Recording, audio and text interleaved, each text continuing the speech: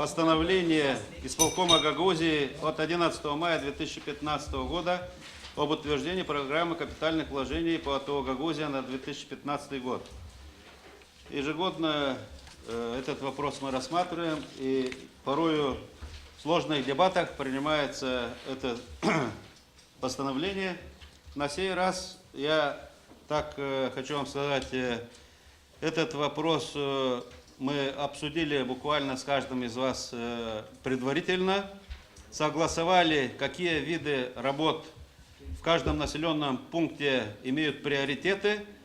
Распределение финансовых средств, я считаю, довольно-таки сделали пропорционально с интересами каждого населенного пункта, согласно численности населения. И тот факт, что Республика Молдова еще 5 миллионов добавила по статье капитальные вложения, и в сумме получилось у нас 8 миллионов 875 тысяч, это дало возможность, чтобы даже в самых маленьких населенных пунктах минимум использовать 200 тысяч леев, а это уже более-менее достаточно средств для того, чтобы выполнить определенный проект.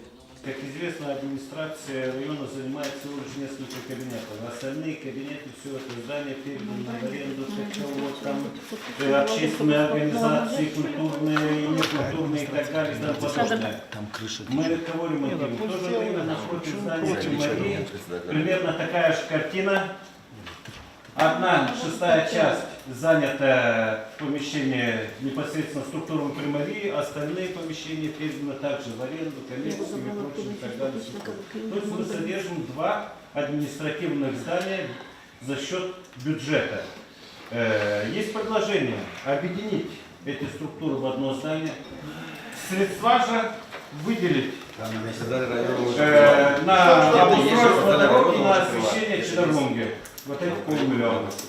Исполнительный комитет Гагаузии будет в перспективе рассматривать ту инициативу, с которой вы вышли. То предложение, которое мы сделали, оно хорошо продумано и достаточно аргументировано. Здание районного исполнительного комитета не ремонтируется с 1974 года.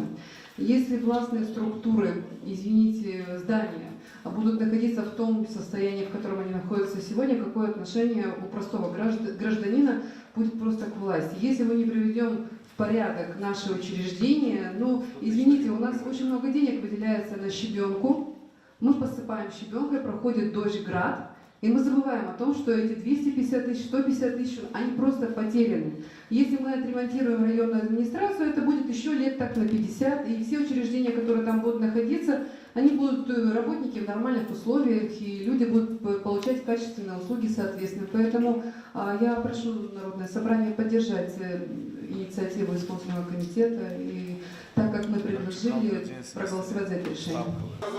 Кто за данный законопроект с изменениями, дополнениями, прошу проголосовать. Какие изменения? Не внутри себя, если вы Против? на другой. Воздержался? Принято. поменяли.